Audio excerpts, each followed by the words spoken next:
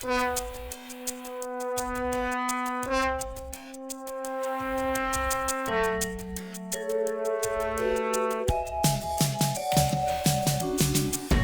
to Into the Unknown with Mike and John, Season 3, Episode 3.5A. I don't know. 3.5A? Yes. Or is it left brain, right version? brain? Right? Yeah. I don't know. Anyway. Okay.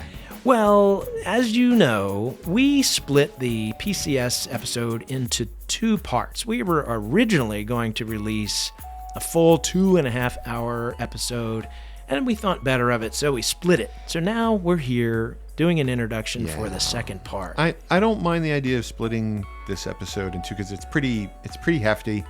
Yeah. And I think people need to sort of digest some of the information. I also, just for the record, don't have a problem with having an episode breathe the way it needs to. If we have a good story that's 2 hours long, then it takes 2 hours to do it. Yeah. I'm fine with that. I think, and a good example for that would be our time slip episode ran a little long. It did. For us. But, That didn't quite hit 2 hours, I don't think, but it was long. It was like 1 hour 50, I think. It was close. It was close. But that, I think, hung together in a way, much lighter way. And I think that's what it comes down to is, are we having sandwiches or are we eating a big lasagna Well, dinner? are we doing Boolean algebra? Right.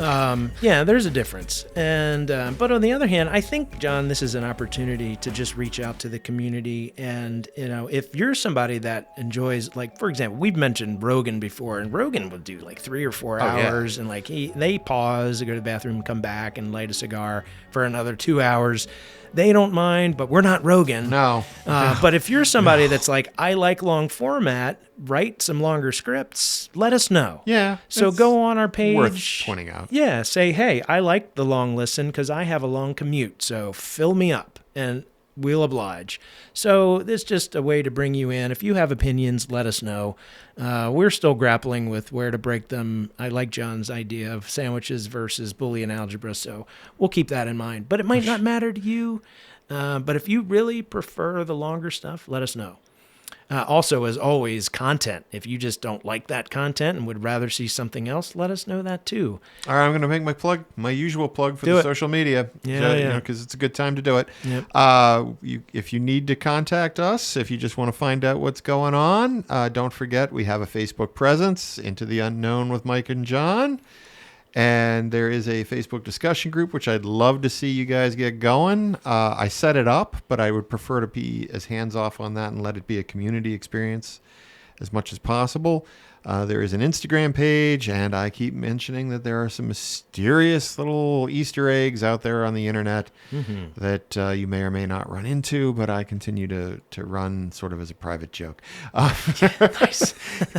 As I've often said, if it's funny to me, that's as funny as it needs to be. That's right. That's right. And and you don't give us a cue by laughing, which I often need help with. Yeah, I know. But please, I get jokes. Connect with us those ways. Give us the feedback. Tell us what you like, you hate.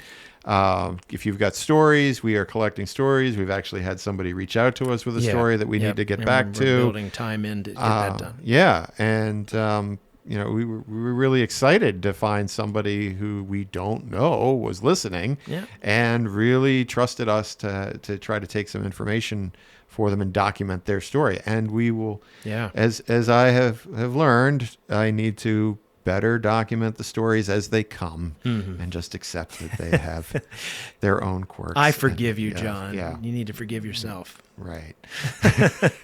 All right. A long time coming. But please reach out. Tell us what you think. Yeah, absolutely. And I'll put a final plug in for the actual web page proper, itupodcast.com. I keep just the art's our anchor point in the internet, but I also keep that list of books that we recommend out there, and then any resources or images that we refer to. I have a page out there for that, so you can go there and see the images that we're talking about.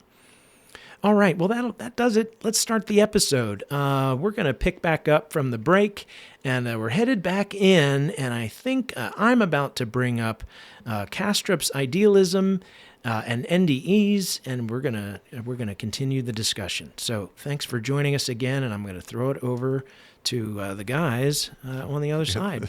Time travel. That's right. It does exist. Diddly-doo, diddly-doo.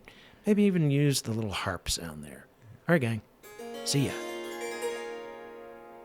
All right, folks, welcome back.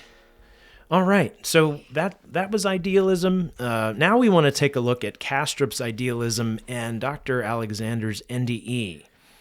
So how would this model that Kastrup created explain the NDEs? Now, Kastrup builds upon his water eddy model in a slick, logical, and complex fashion.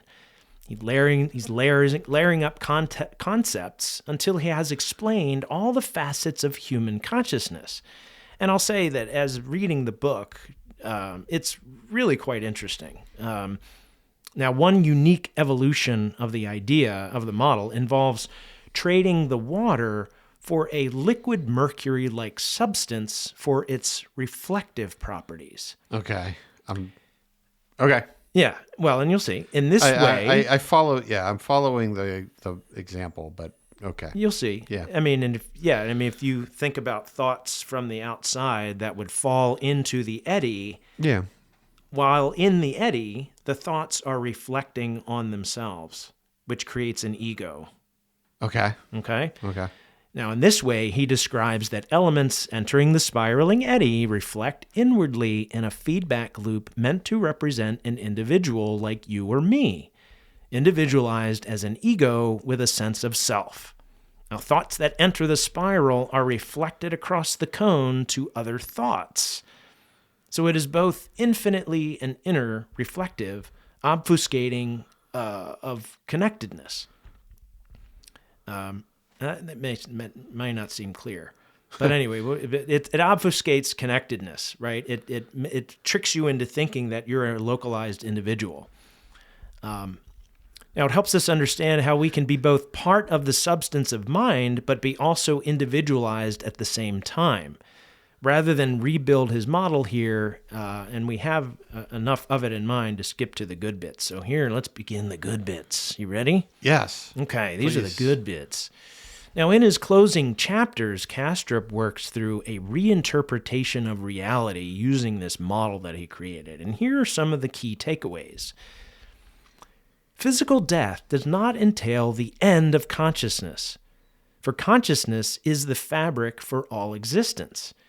In the rules of his model, when the eddy loses its spiraling spin, its self-reflectiveness grows more and more shallow until it is completely reabsorbed into the fluid, and towards the end, near complete dissolution, one feels more connected to the all because the obfuscation of the ego is nearly gone.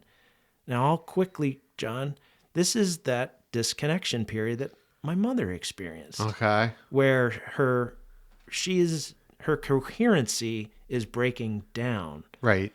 And those other consciousnesses, like her sister, are now apparent to her.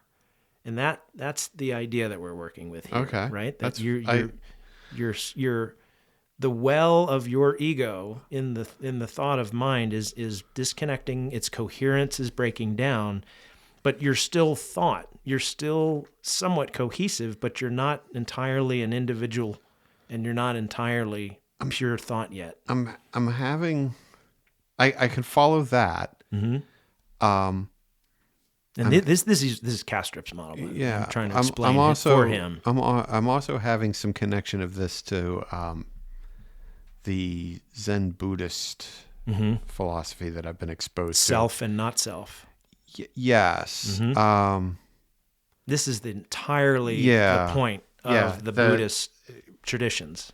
Yes. Yeah. And that's actually, yeah. Although the Zen experience, yeah. Let's press on and see. I'm glad you're thinking these things. See how we That's come back to this. That's exactly what you should be tripping over. Yes, but let's press on with this and then see where I can pull that back in. I'm totally fine with you stumbling through a thought. Go for it. No, some of this is very explicitly connecting the dots there, and some of it is still outside for me. So I'm Well, that's very I would prefer to see where you finish this and Okay. then kind of pull back to fair. to what I was talking about. Well, and I've got it written a million times in all the documents that I have on my hard drive here. Speaking of hard drives, there is a quote, and I don't have it in front of me, and I'm probably going to butcher this, but the idea is basically this, right?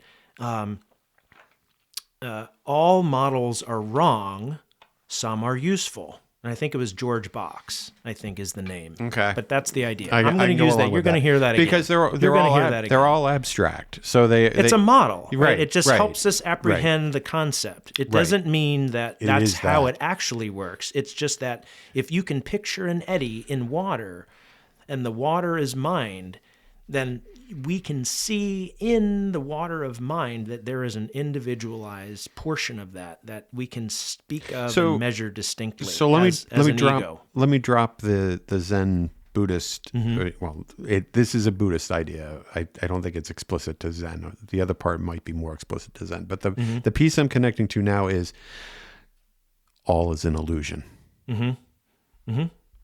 Yeah. Okay. Yeah. Okay. Well, it's illusory because, the actual reality is that we're all one big mind. And the illusion is self. Right. And everything that our minds create are illusions within the whole mind. And again, the models differ a little bit, but I'm just going to nod and say, yes, that's the point that I'm connecting. I'm doing a lot of hand waving, but this is where a lot of these traditions across the globe come to. And this is sort of the heart of know thyself. That cry of old, know thyself. This is what they're talking about when they say that. So when you dig into those ancient traditions and they're talking about that concept of know thyself, what you need to know is that you are a part of the mind, the big mind, the all. And that's really that's the secret. I shouldn't say that's the single secret, but that's one of the mystery schools. That's the mystery guy. There you go. Spoiler alert. Okay, but there's a lot to dig in on because the fun bits are here. The other things we want to question. Okay, let's see. Let's repeat a little bit of this. Let's see. You're almost completely dissolved as an eddy in the mind. One feels more connected to the all because the obfuscation of the ego is nearly gone, right? That distraction of the ego is almost gone and you feel connected. It is almost pure access to the collective consciousness, which creates consensus reality. Note, the reflective quality of Kastrup's model is key to the human condition and the mystery of consciousness. It is the means by which we are both observers, experiencers, and contemplators of consensus reality, otherwise known as sentience, a sense and recognition of self unique to humans. And I have in there a new logo. Did you see that? I see that. You were going to connect it anyway. Yeah. All right. Yeah. So you see how synchronistic this episode is. It's hugely interwoven. So an NDE are some of the final thoughts an individual is having when their ego is dissolving. Their experience is very personal still, but there's an added element of access to all. Like all your significant life deeds in a single review, right? You've heard of the life review. As if you had perfect recall. Right? To have a whole life review, you recall all these facts about your life. How could that be unless you suddenly have a flooded access of all of those elements because you're becoming part of all of them again? And incidentally, and we've talked about this, and I've questioned you, and you're like, no, people have shitty memories. You do not have perfect recall in normal life. So but an interesting point about NDEs generally, not necessarily Dr. Alexander's, is sometimes people report in their life review seeing the event again with a different clarity. And you can chalk that up to, well, you remembered it wrong to begin with, why you think this is the actual record of the event. But It might be. The different clarity. Let me offer this. They come back and say, oh, no, I really feel like that memory was a lot closer to what happened than what I've been thinking it was. Interesting enough. Here's another theory, and I'm not sure what tradition this comes from. It might be Rosicrucian, but the life review includes you witness your actions through the person you interacted with. Mm-hmm. So if in life, John, I said, you're a son of a gun, and I treated you like shit on a particular day, and I treated you very horribly. I'm now suddenly afraid of my life review. Well, this is the impetus to be a good person, because you don't want to die. I can't go back and fix some things that I really wish I could have for those people. And to those of you who are out there, and you're probably not listening, I apologize. Yes, that's a good plan, is to just ask for forgiveness and also offer forgiveness. I'm so sorry. I am not the person I was then. Yeah. Oh, yeah. I'll go ahead and just lay that out there too for anybody that thinks I'm an asshole. I am sorry, and I really don't want to be. But that's part of the thing. And the idea is you witness how you experience the way you treated others. And this is the do unto others as they would have done to you concepts. And this is a concept that appears in multiple traditions too. I mean, there's it goes, you brought up the ancient Egyptians before. It's the essence of the idea that when you die and you pass, before you are granted the afterlife, Anubis weighs your heart. Weighs your heart against a feather. Against a feather, yeah.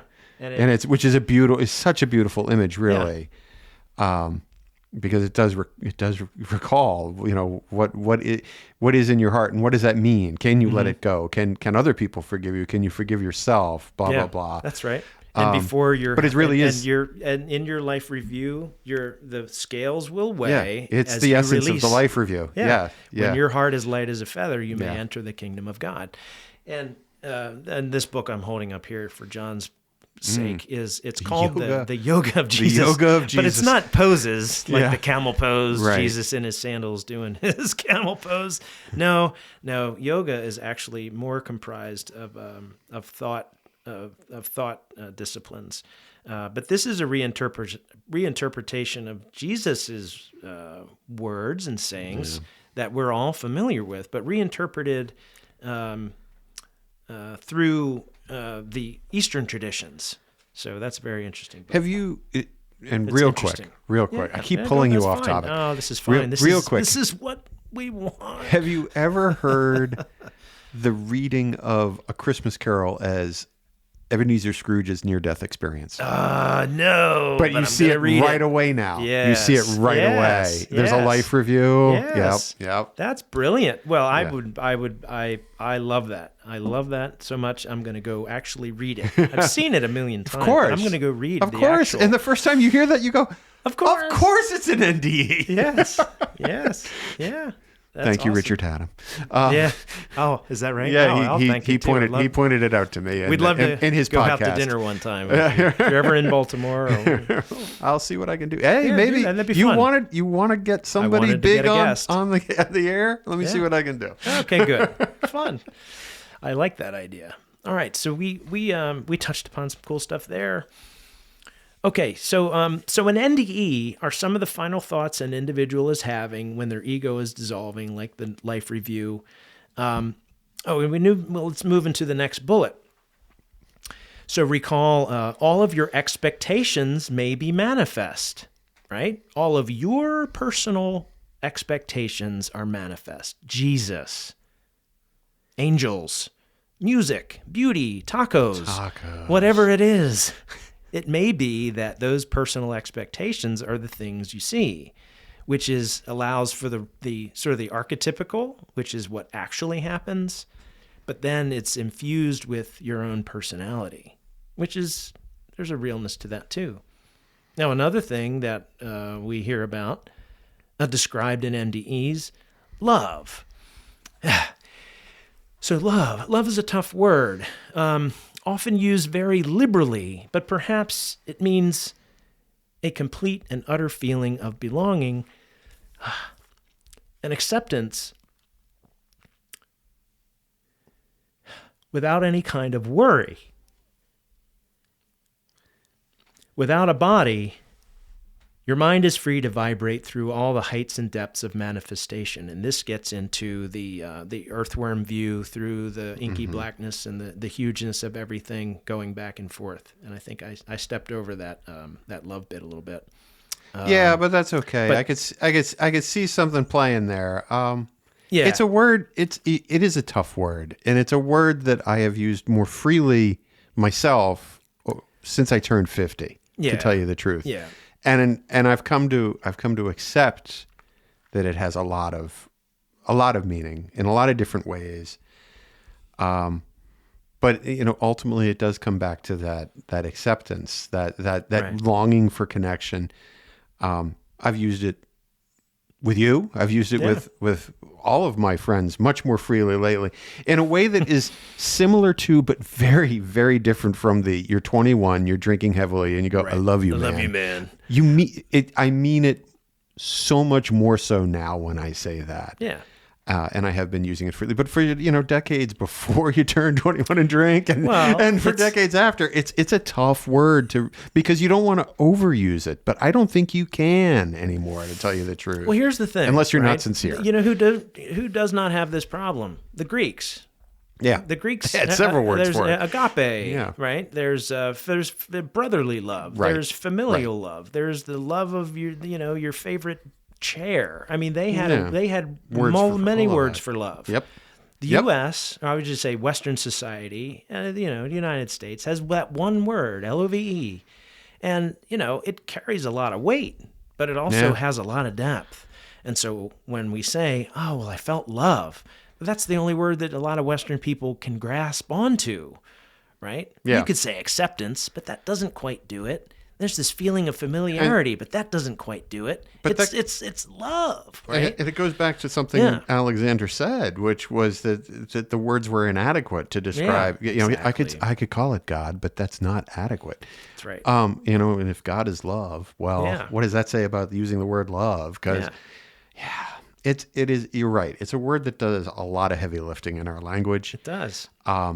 I could turn to a friend, you, and say, "I love my friend John." Right? I could turn to the cat Max on the floor and say, "I love Max." He's like, "Man, that's a weird word, isn't it?" Well, so I What had does it mean? I had an experience once where it was an odd context. We were at a martial arts seminar. We were at a party, full of love. At a party after the day of training. Is that the day you got your black belt? No. so- This was totally different. Sorry, I'm blacked out there on my computer screen. I was talking to somebody who was training with us, was very serious about the training, but had a lot of baggage about his martial arts experience.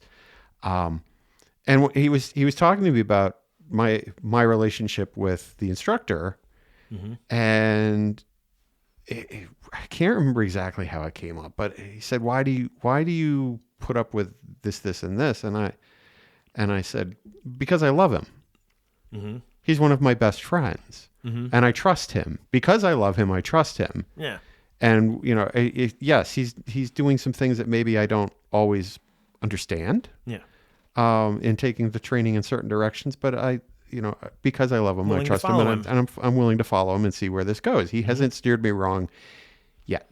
And the look on this guy's face when I said, "Because I love him," Yeah. was just like, Yeah. That's a what weird what, word what in do you this context. what do you Yeah. mean? Like, and I'm like, because he's more than just my martial arts instructor. I had people who are just my martial arts instructor, and I've also been very fortunate to have very close relationships with a number of them, where I can honestly say I love them. One of them betrayed me, which is something that happens, and that's an experience.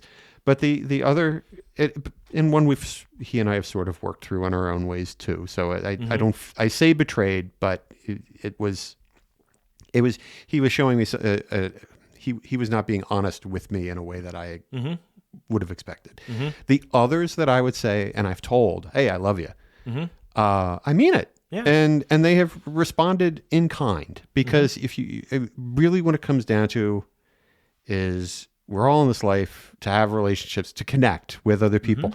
And I think that is, if we're using this model you're describing, that is the eddies reflecting on each other, accepting that connection, that we are all, and trying to find it all the time. And some of these people are good for you and some of them aren't, but that's I think the next probably trying to figure out that is the next bit of your consciousness study is why I've got the map right here. Once we accept that we're all part of the same thing, right. Why are some people such assholes? Well, so that we can go a lot of directions. And I don't think that's today from where I can see this going, but I mean that is a legit question. Yeah.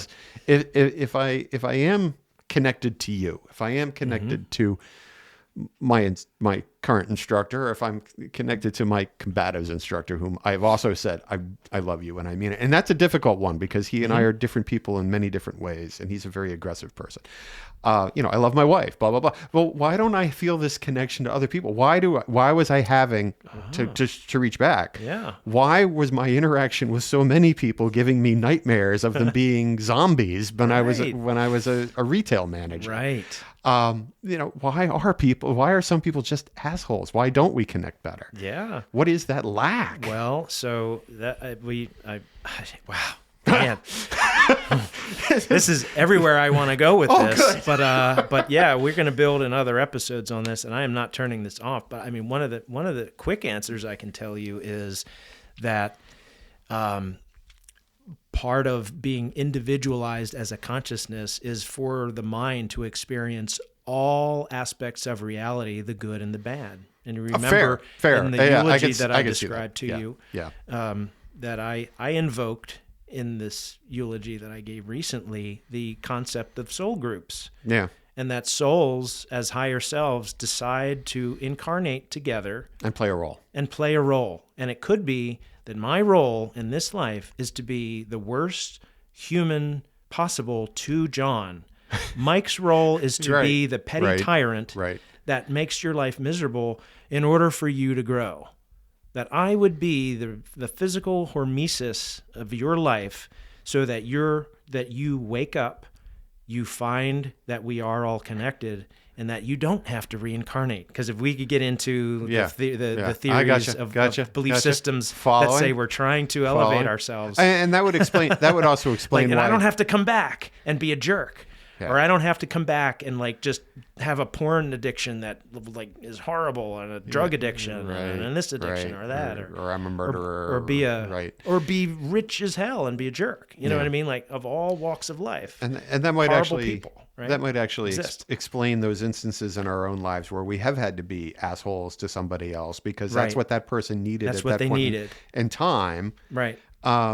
For better or worse, and that when I say I'm apologizing to some of them I was a bad person to. Some of them I know for a fact. No, I needed to be that petty tyrant in your life because you couldn't get up off your ass to go do something. Right. Well, you're a parent, and you're parents, and you're a problem in everybody else's life around you because of that. Now, so if I'm the person in the position of authority to tell you that right now. Yep. Don't want to be. Yeah. But that's what you and I both need. Yes. And in some cases, that's love. As a parent, yes. Do you give Elizabeth everything she asks for? No, because you love her. Do you give her challenges and make her think and work through things so she appreciates it more? Yes, because you love her. Mm-hmm. To deny her often is representative of loving her. It's the same thing. I remember telling an acquaintance of mine, it's don't make it too easy for them. Yes. Don't make it too easy. Yes. And loving one person may mean you have to be an asshole to another. That's right. That's correct. And that's a reinterpretation of Jesus. A lot of folks have had different, they think he's just sort of like this guy holding a yoga pose and hey man, it's all good, do whatever. Oh, no. Jesus was flipping tables in the temple. Indeed, he was. And I mean, and that and giving contradictory advice. How do you resolve that, right? Yeah. If Jesus is your man, How do you explain that behavior? Well, it's very easy if you think about it in the sense that he was angry that people were disrespecting what that temple was supposed to be. So anyway, oh man. Okay, so there have we created enough exposition around This love? is great. And Yeah. maybe okay, because you It's clearly amazing. went down one road and it was bothering you, and I was like glad Yeah, to and see you I- move, but I think we needed to. I thank you for Okay, going back thank you. because I in my blur I stumbled into the next bullet. It is an overloaded word in our Yes. culture. It carries so much water that Yeah. it probably shouldn't. Because you're right. Your comparison to the Greek is true. Yeah. Yep. Okay. Well, thank you for pulling it back because I stumbled beyond it, but let's go back to Yeah. that bullet that I did stumble into. So remember, gang, we're maybe we're an eddy in the water of everything, but maybe our coherency is breaking down and we're becoming less of an eddy and more of the whole ocean itself.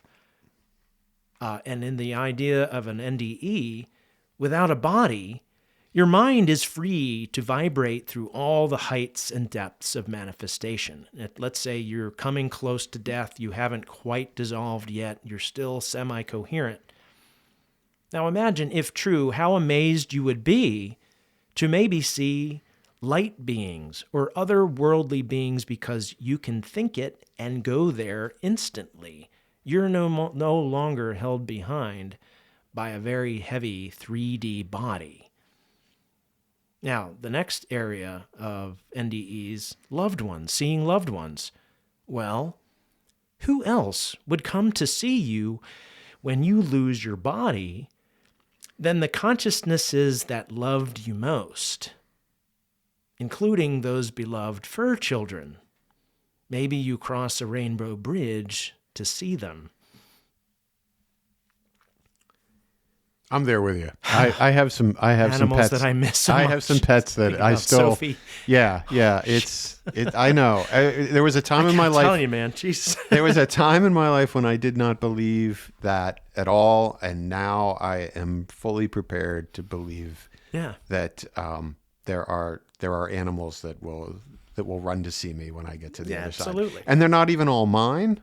Yeah. I'm going to see Frogger again. Yeah, Do you know how crazy is that? That's your cat that I met maybe 5 times. Yeah, but he I loves love you. Frogger. He likes you. Yeah, yeah. And they're animals, and I had no idea before I got married and had cats that they all had their own personalities. Yes. So that's right. and they truly do, and I believe that. Birds, dogs, It's a possibility. all the animals that we come to know, and then that concept of the rainbow bridge. How beautiful would it be that, if you were to step on the other side and you're like, am I on a rainbow bridge? Who is that? Is that Sophie? Holy cow, I haven't seen you forever. That'd be amazing. I just hope they're not as annoying. Because animals have a unique way of being both endearing and annoying at exactly the same moment. Case in point, the cat that woke me up this morning. Oh, I have a story about that. The guy the deterministic guy has a story about how much he hates his cat. And he says, well, it keeps knocking stuff off the table and waking me up. And I'm like, well, maybe if you didn't hate it, it wouldn't do that to you. Yeah. Maybe it would sit on you and purr. But they're serving a purpose in your life too, to remind do. you They do. that you are responsible for them, regardless of you've got For better or worse. And there are belief systems that believe that humans can actually reincarnate as the souls of animals to play that role. All right, gang. Wow, love this. Love this coverage. We are covering lots of cool ground. All right, so let's move back into our mental model and say, how about ghosts? Now, this is interesting and maybe a little disappointing for some, given Kastrup's model. In his own model, Kastrup sees trouble in pinning down ghostly presence as a residual of a once present, physically embodied and conscious person. Now, this comes straight from the book, this quote. You want to read this quote real quick? The body is simply the image of the partaking in consensus reality. It is thus difficult to see how or why one should expect a different image, namely a ghost or an apparition, to be associated with a psychic structure interacting physically within consensus reality.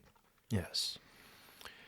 But, and that's how I think of you when I do you do that well as your enunciation. But, thank you. He goes on to say, since an individual's consciousness is in the all, or the mind, there is no reason they cannot in some way communicate with differentiated structures in the fabric of the mind, ghosts, or parts of dead ego that interact with the living. He says, and I quote, "After all, communication is a process of resonance." He then says the question is really this: whether a living person in some non-ordinary state of consciousness can tune into the vibratory patterns put out by a deceased person. Now, I am reminded of our Howard Lodge episode. Jacqueline Emery is directly quoted from Hans Holzer's recording as saying this: "I know it is a man, although I've never seen him. I'm absolutely convinced he's a man in either his late 40s or early 50s, and in addition, he's from the 18th century because in my mind's eye, I can see him." So, in my mind, it's almost like she's psychically connected to this ghost, even though she said, "I've never seen him, but I know all about him." So this is the really, idea that that's how she's apprehending this ghost. So and for somebody else, perhaps that connection could exhibit in a physical or near physical way where they believe I could see that as an extension of that same concept. There's maybe a psychic element to it, Sure. but maybe disassociated with that is the idea of, we've talked about portals in time slips. It could be that the manifestation is really coming through in a very physical sense. And so it might be two distinct things that we're calling one. All right, That's that categorization of activity. But I'm reading ahead now. You're getting to the good stuff. Yeah. All right. Yeah. And there looks like there's a quote for you. Oh, yes. Okay, you ready? Awesome. Okay. All right. Okay. Here we go. So how about the wonderfully weird stuff like cryptids and UAP? All right. Now, Kastrup brings this up in an interpretation of parallel realities and nested consciousnesses. Okay. So here's the quote. Kastrup says, "Notice that even in the West, non-materialist worldviews were the norm before technological and social advancements that so much improved our health and comfort. Medieval Europeans lived in a magical world populated by fairies, elves, angels, and demons. If one goes back in history to the time of the early Roman Empire, or even earlier, the prevailing worldview among the Europeans was paganism, almost the antithesis of materialism." yes. So, interesting comment there. I mean, we're invoking fairies, elves, angels, and demons. Interesting. Now, since we share a reality based on our collective psychic structures, Kastrup conceives of ego-capable beings that we cannot interface with or share vibration with at all. But equally, there may be creatures that are close enough, and in the right circumstances, we cross over realities. We got another quote. Yep. "The world's traditions are certainly full of mythological references that could conceivably fall under this scenario. Fairies, elves, jinn, nixies, gnomes, sylphs, gray aliens, angels, demons, etc." That's incredible. Now, for me, it is a small leap to add to his list cryptids, Sasquatch, since we seem to be discussing dimensional or vibrationally differentiated beings. Now, there's a mouthful. Vibrationally differentiated beings. I'm surprised you didn't jump on me because I got on you for like non-corporeal beings in the other episode. I was laughing at you. That's all You're right. like, yeah, it makes sense. I'm still having a hard time. What is he trying to... I'm having a hard time getting from this conceptualization to something I can latch onto. What's he saying here? That there's another entity that is also sharing the consensus reality, and this is how we're experiencing them, or So the way I'm can you nutshell this for me? Yeah. So this starts under the heading of parallel realities and nested consciousnesses, and it would be the idea. Since we're gonna go nosedive back into the Kabbalion, remember we're talking about vibration. Okay. Like that, all matter vibrates. When you break it down to its smallest elements, it is vibration. And the idea here is that all of these creatures live in their own vibrational dimension. And so when you see something bleeding in, it could be close enough to our vibration to every once in a while bleed in to our reality and interact with us. But it's in its own reality. Presumably It's its vice own, versa. It's differentiated in its own way, but just in a higher, different, or lower frequency. All right. I'm going to ponder that for a while, but I think Yeah. I have a better grip on what he's trying to tell me is the source of this. And I may not, and believe me, there's so many nuances to the book, which is why it's an entire book. And I may be, but we return to that and make sure we're characterizing it. But he also said nested consciousnesses, which starts to get to that idea of like the tulpas and thought forms that we create in our own reality, but then can also take on a life of their own. So that's all in this theory. I'm certainly not objecting to adding cryptids as a modern manifestation of these previous iterations of things. Yes, yeah. But also, I don't want to leave cryptids out of the sense that these are also, in some cases, like Sasquatch or even like the plesiosaur type sightings, that these are not time slips of earlier ages coming back, which we've discussed before. Okay. But yeah. All right. All right, to pull it back in, now, like death, consciousness, and many other things, it's possibly more of a spectrum. And while we're here, John Keel, a writer we have not mentioned much yet, but he's getting his first mention, John Keel. He's a fave of mine. We may stop here in a minute. But John Keel believes all paranormal manifestations from a single super spectrum from which the word specter comes, suggesting they are all different wavelengths or vibrations on a spectrum of frequency, which is what I was mentioning there to nutshell it for you. Yep. All right, folks, so there you have it. We have some sense that idealism as a model of reality does account for strange and paranormal activities, even if we do not yet understand the mechanism behind it. Or do we? More on that in a few minutes. So from the march of science, we've gained many helpful technologies, improved longevity and health, and lots of other things, but lost maybe some other things along the way. Now, some would argue good riddance. But in our leaps of progress, did we lose a deeper understanding of the totality of our world? And we really haven't touched upon yet the world of psi effects, abilities and occurrences, and that is a pin for another episode. But you might be seeing it differently using our discussion and ideas from today.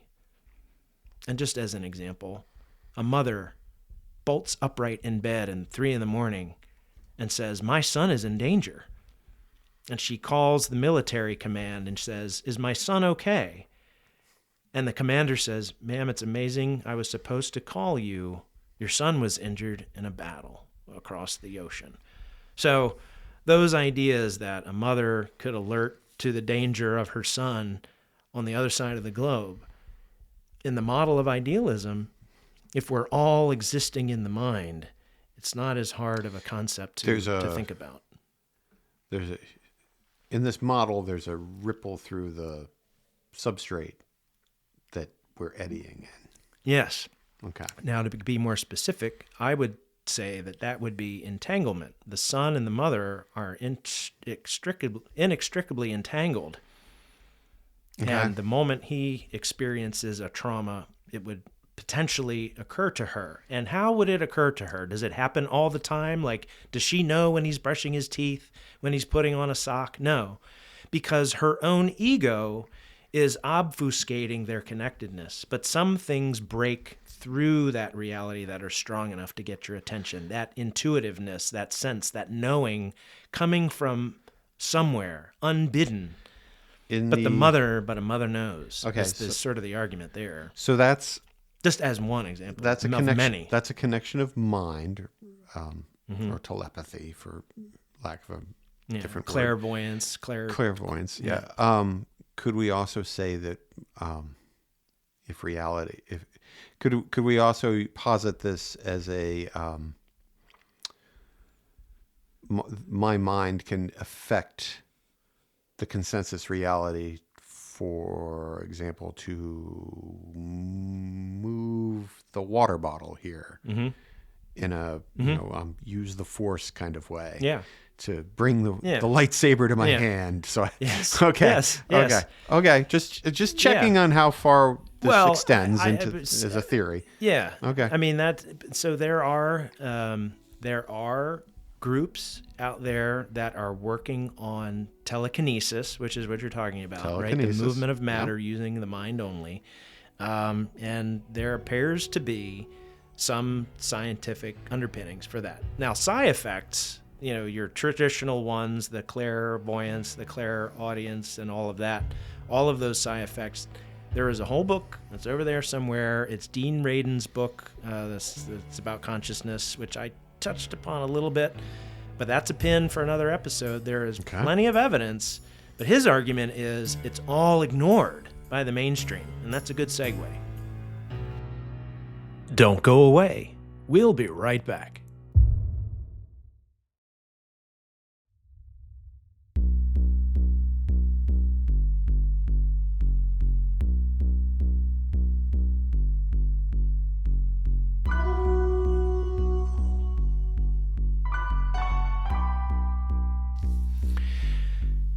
So what do most people believe? By far, our Western society is materialist. Although the West is also largely influenced by and entrenched in the Abrahamic religions, so the concept of God is extant. Additionally, most people allow for free will. In fact, our educational and legal systems, John is being a good testament to that, legal systems, are based on free will. Now, my personal opinion is, and I found this reflected in Rupert Sheldrake's work, most people are just not asked about this hard problem question directly. It really doesn't come up day to day. When was the last time someone asked you, are you bathing in the matter of all, the mind of all? I would agree with that. Yes, most people do not need to think about this. Think about that. Because you can live your entire life and never think about this, and it will not matter one bit. Now, most people are not even aware that this argument persists, and in practice, they often hold conflicting ideas and are rarely, if ever, asked to explain their views or to contemplate these ideas on a deeper level. Honestly, who has time but podcasters? And do we have time, really? I mean, we're only going to give it one episode. I feel a bit indulgent today. I know. I mean, we've gone long. I mean, this is the indulgent episode for sure. 2 hours. Yeah. We figure, we're humans and conscious. We may as well give this some time. But conflicting really isn't the best characterization. You might say people are dualistic. Mind and matter interplay equally. People are messy. That's my line. It is, and it's great. And you stole my joke the other episode, so I'm stealing your line. People are messy. I say that a lot now. It explains a lot. It does. People are messy. Now, I mean that in a good-spirited way. After all, I'm one of you. Now, these are hard questions when sometimes all you really have time to focus on is gathering resources. But for me, this has been to date the hardest script I've had to write. It was hard because it made me really examine my own thoughts and beliefs. My brain kept driving towards certain conclusions that I thought I had resolved. So it goes to show you how education, culture, family, upbringing, self-learning, and exposure to, or lack thereof, to new ideas really, really affects us. Was I once a victim of that suburban slumber that is so intoxicating? That's almost poetic. I added that this morning. Okay. And that's a nod to our podcast description. Suburban upbringings. Yep. Now, even Kastrup, remember Bernardo? Even he admits in his book, he often falls back on a dualistic approach when explaining idealism. In his book, Rationalist Spirituality, another one I cracked open and read cover to cover, he stated it was useful as a way to explain his ideas. And I also noticed idealism also focuses more on what materialism doesn't do for us, the explanations it can't or doesn't provide. Idealism is the philosophical other alternative, but some people find that lacking as an argument, as maybe they should. But idealism is not to say, everyone go home, we found the answer. No, we have to keep investigating. Now, some arguments say that the hard problem is a matter of philosophy, not physics or biology or chemistry, the sciences of the material world. They say science can describe what is happening, but it does not explain it. Philosophy's job is to explain. Now, before you think I'm throwing materialists under the bus, they will admit the same thing. They know it is not an easy explanation. But there is confidence that through careful and continued study of the brain and its vast neural networks, the answer will be found. The brain is still more mysterious than known. We've learned quite a bit about the brain, that is true, but so far what we've found has not provided the definitive answers we're all looking for. And frankly, as I said before, other advancements might be revealing a different truth. Now, if I'm honest, and I truly try to be, we, humankind, using scientific inquiry, may indeed find the consciousness code in the brain. I never rule anything completely out. But is it the likely outcome? Well, so far there are some big hurdles and questions, and not from lack of trying. I'm reminded of what we've learned about DNA, RNA, and genes, and indeed cellular structure. But that's a big pin for another day. Also, I'm saving a deeper dive into the criticism and arguments for materialism for another episode. There would be plenty to deep dive on, and it's interesting details to dig into. Now, let's quickly pass through our connections to the Kabbalion, which we started this with way back in Season 1. Kabbalion author William Walker Atkinson cited ancient sources as well as contemporary... Whoa. I thought it was the three initiates. Oh, well, I've decided it's William Walker Atkinson. Okay, all right, go on. But we could do that. Kabbalion author, The Three Initiates, cited ancient sources as well as contemporary scientific theories to frame the 7 universal principles. Now, after today's discussion, is there any correlation between Kastrup's idealism and the 7 principles? Now, I'm not going to really put you on the spot, but are you sensing any? You may have been reading ahead, but do you feel like there's any connections? You're putting me on the spot. I am putting you on the spot. And let's not do that. We still have 4 pages of script. So let's just go forward. And we can skip the... there are other things I might much rather talk about. We can skip the deeper dive. No. You want to go over that? Okay. Right, Well, all right. I'll step through these very quickly. The obvious one, the all is mind. And that's... the all is mind, the universe is mental. Okay, I can see that. Idealism seems to cleave very closely to the notion that mind, consciousness, the all is an inherent part of reality. That is, it is a primitive, it is fundamental, and is irreducible. So, check. Correspondence, as above, so below, as below, so above. That's number 2 principle. Now, we might argue that Dr. Alexander's NDE included a sense of consciousness that spanned the earthworm view to the highest heights of dimensionality. Now, I think there are other ways that this is expressed, but I'll leave that for another episode when we talk about the quantum. Number 3 was vibration. Nothing rests. Everything moves. Everything vibrates. Kastrup explains that communication in the mind is a matter of resonance or vibration.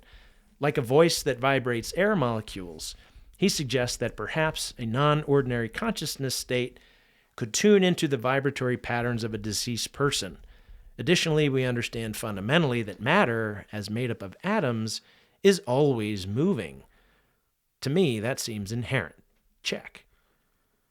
Now, there were 4 others: polarity, rhythm, cause and effect, and gender. And I could dig in, but they weren't as clear as the other 3. And so I chose to leave it there. So I'd say we've touched upon some interesting core principles. So what are we to make of this? I think Kastrup provided some interesting evidential correlations, but nothing approaching proof, at least not yet. But since we're told these are universal principles, often referred to as primitives, I think we need to take another step, which we will. Okay. Now, let's take a little bit deeper dive into the NDE of Dr. Alexander. I agree. Okay. Now, Dr. Alexander in his NDE described God, or an overarching spirit, in an inky blackness that suggests a communion and extreme comfort found within a single mind. And it almost suggests a familiarity. A perfect, beautiful place invokes the archetype of heaven, complete with angelic music, which could be considered vibrations, light and nature in perfect form. Dr. Alexander describes moving from the earthworm view to immense vastness and back again, as above, so below, and through the many dimensions, suggesting from the least to the largest, and through all dimensions, it's all one. And finally, what do we make of a lovely girl on a butterfly wing who proved months later to be central to my understanding of the reality of the experience? Now, interpret that how you will, but it could be that NDE experiences are not just archetypical, like being in heaven, but also are necessarily an incredibly personal experience as well, meaning we personalize it. Dr. Alexander suggests she played a role later on in his life. Sounds like it was an incredible synchronicity across dimensions, across consciousness, from within an NDE to his waking world.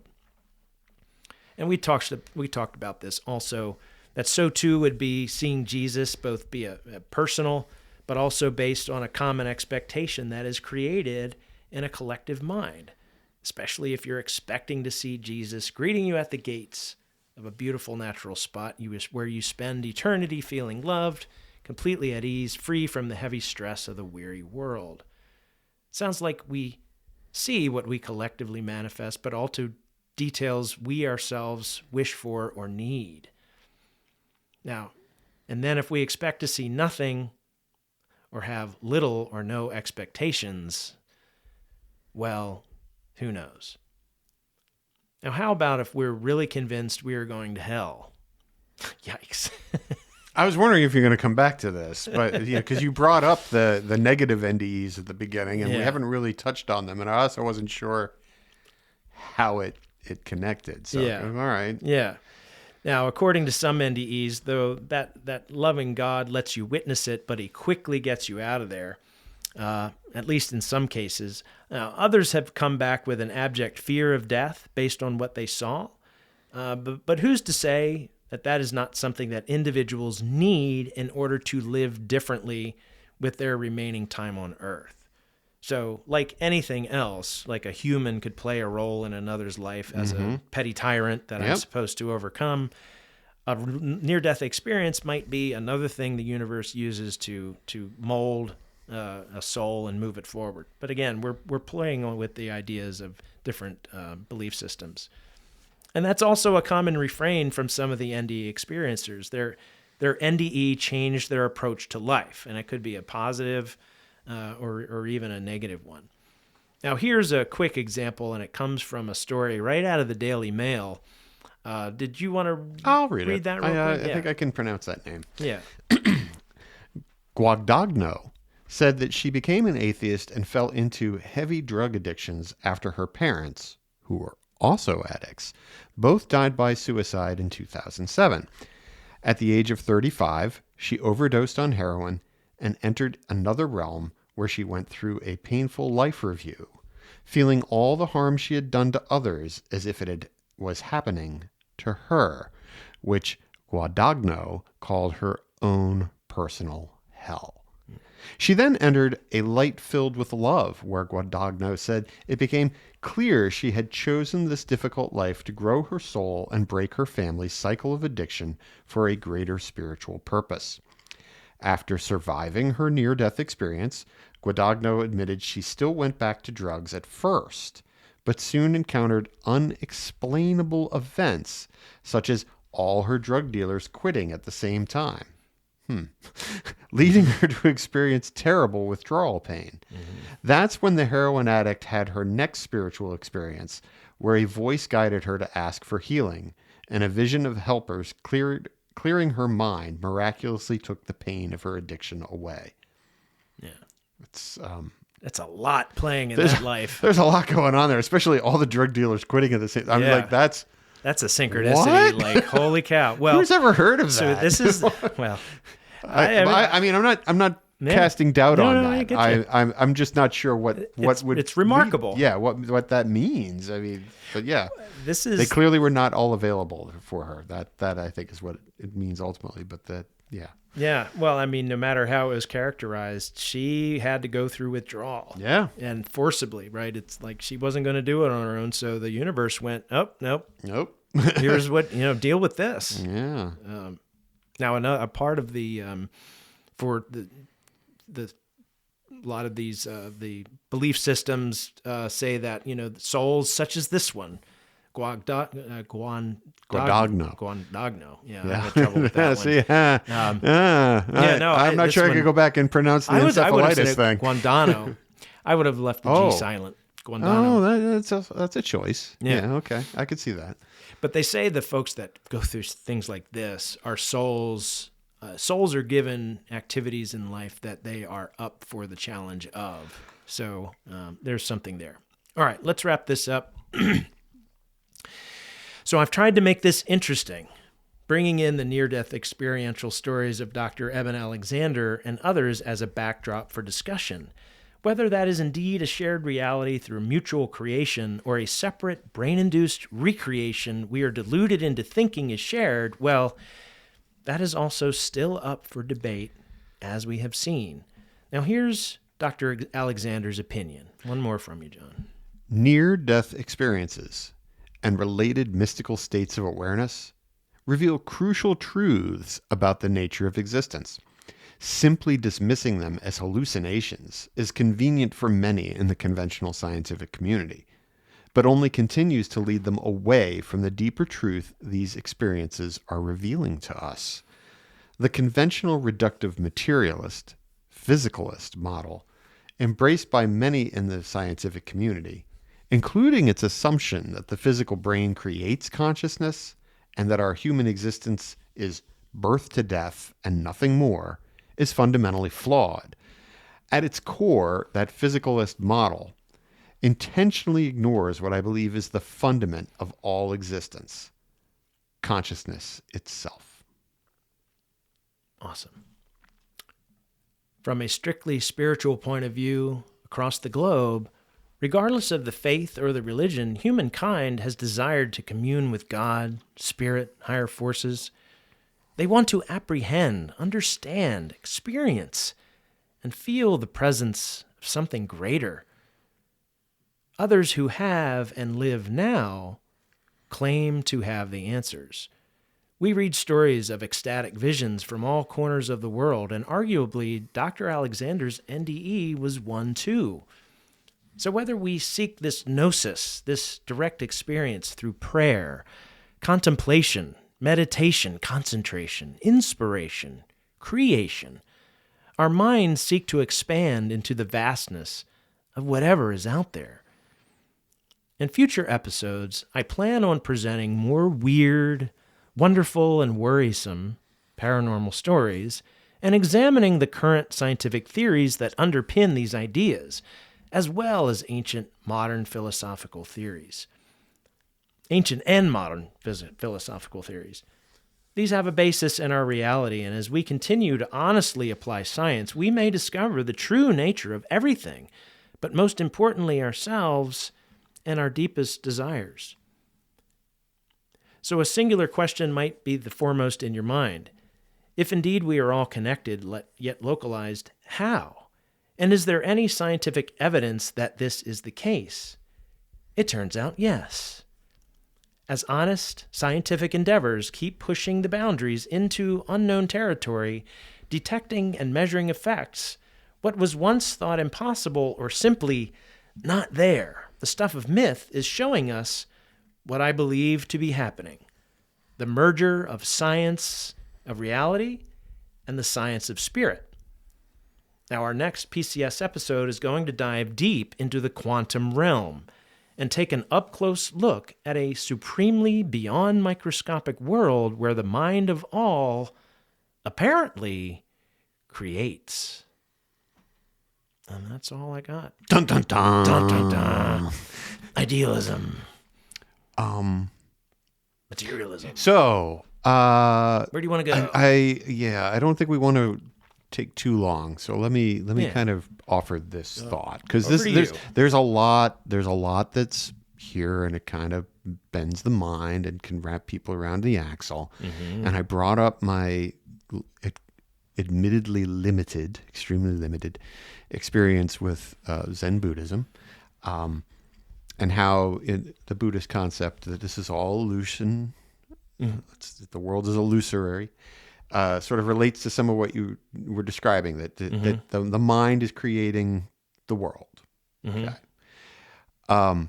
So if you're sitting there feeling a little bit taxed by that, maybe even a little overwhelmed by the responsibility that your mind is creating your reality, the other thing that I would bring up from Zen Buddhist practice is that they sit in meditation, contemplating how to reconcile that the world is illusion, and detach from it in a sense, so that they can connect with the others. And yet there is some truth to the kind of cliched image of the monks all lined up, sitting there meditating, and another monk coming along behind them, and every now and then stopping and smacking the one monk who's meditating with a stick or something. And the easy explanation for that is that the monk with the stick has detected some wavering of the meditation. And to some degree that's true, but it's also true that Zen requires not just an acceptance of the fact that all of this is illusion, but that all of this has importance, even as an illusion, and you have to deal with it. So the pain of getting smacked with the stick is also that reminder, hey, the stick is still here. You have to deal with that. You cannot completely ignore it. There's sort of also this other cliched image of the monk sort of silently nodding. Yeah, and the silently nodding is the acceptance of the reality, however it comes. Right. So that concept of consensus reality that we've mentioned and somewhat been dismissive of in order to express the illusory quality of everything. There is sort of another path through all this where, yes, that's true, but that doesn't mean you ignore the consensus reality that we all have to exist in. No. You still have to pay your bills. You still have to pick your child up from daycare. Yeah. You still have to deal with the boss. All of that still exists. So it's not an if this then that or situation. Both things have to have weight in your life. Yeah, and one aspect of the Buddhist experience that you, I'm going to say you skipped, but you just didn't mention, is that you're putting part of meditation is putting a distance between yourself, which you know is an illusion, and the emotion. That you can sit in an emotion, you can be cognizant of a thought or an emotion, but not identify with it. Yes. Like the hitting of the stick. I can be very pissed off. I can accept it. I can feel the anger. I don't have to embrace or embody the anger. I don't have to give it energy, and it's something that I just accept. Yes. And it wasn't necessarily the master detecting a wavering. It was I'm choosing him to strike. Book. Yes. Yes. And it's just Yes. sort of random. I just, and I want to see yeah. how he responds. And Yeah. if he doesn't respond, you've passed grasshopper. I didn't really want to take, you're absolutely right. I was choosing to emphasize the fact that both the reality of the illusion and the reality of consensus reality have to be dealt with equally. You're not choosing one, because some people do fall into a sort of despair when they encounter this material and say, well, if all of this is an illusion and my life sucks, why am I still here? And that's a sad thing. Don't fall into despair. No, this is actually very hopeful. Yeah. I mean, I can see where people could get the wrong idea. But on the other hand, if I'm creating reality, then let's start thinking different thoughts.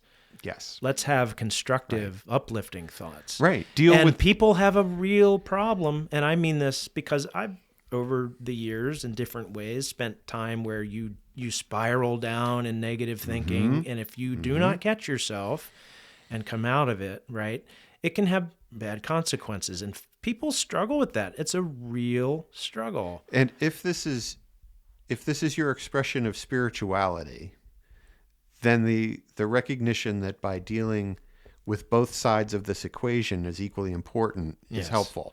It's not just a case of and I think that was part of the problem with how I approached the Kabbalion the first time we recorded that.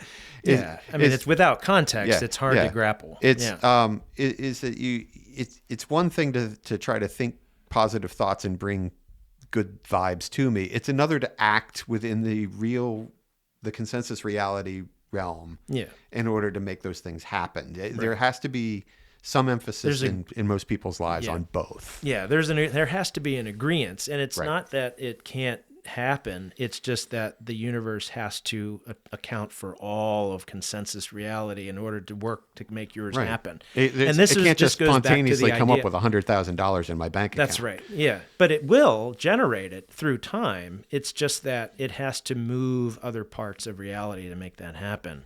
So anyway, but I have a say in that. Huh? I have a say in that by acting within it. Yes. The other thing is accepting what reality is giving you back. And if you say, well, I wanted to get there by being, an entrepreneur, and they're saying, well, no, actually what we're putting in front of you is a college pamphlet. Yeah. Remember that archaeology degree? Yes. Yeah. Archaeology? How is that going to get me to... I'll pick this life path, and the life path is that the winding path that gets you to that $10,000. That's the old joke about the guy who's in the flood, right? And the truck. That's a good one. The truck comes by and says, "Get in." He says, "No, the Lord will save me." And the helicopter comes right, by, yeah, because he's now on the roof, and gets to heaven, and he says, "Lord, I thought you were going to save me. I sent a guy in a truck, a boat, and a helicopter. What do you want?" Exactly. Well, let's wrap up with this. I love that you mentioned the Eastern philosophy of Buddhism. Let's end on something Western that has the same idea. If you've ever heard of absurdism.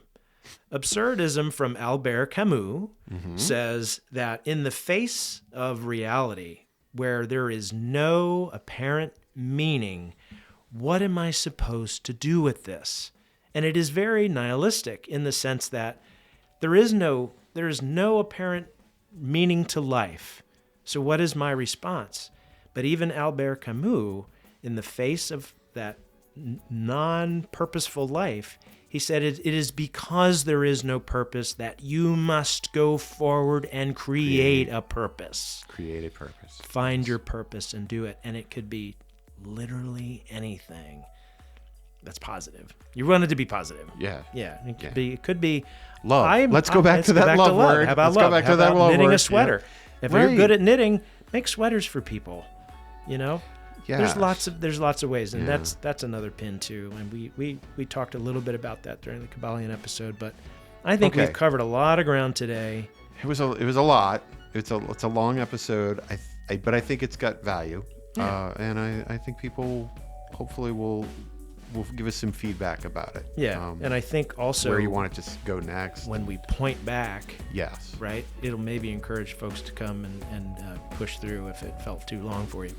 All right. Well, that does it. We've got John and I actually have another episode to get to, To record, yes. which we're going to do now, and that'll come out in about 2 weeks.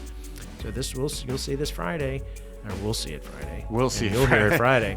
These folks will just get it. They'll This just is get my it. next episode. They'll just get it. All right, gang. We're going to Thank you wrap for this listening. up. Yeah, we appreciate that. Thank you all, and we'll see you on the next one. Bye.